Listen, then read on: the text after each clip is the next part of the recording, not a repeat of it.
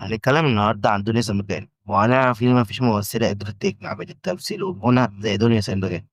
تبدأ القصة بدنيا سمير يوسف، مواليد 1905. أول حاجة تثبت لك موهبتها إنها بنت الأسطورة سمير غانم والنجم دلال عبد العزيز.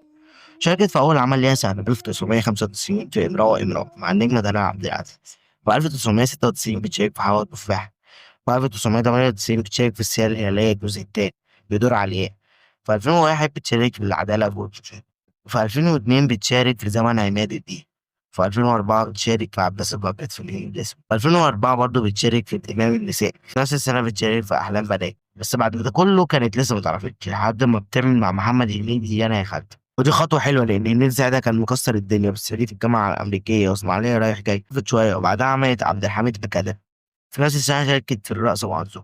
في 2006 بتشارك في أحزان مريم. في 2007 بتشارك في مين أطلق الرصاص على هند عماه. في 2008 تشينو كافيه. وبرضه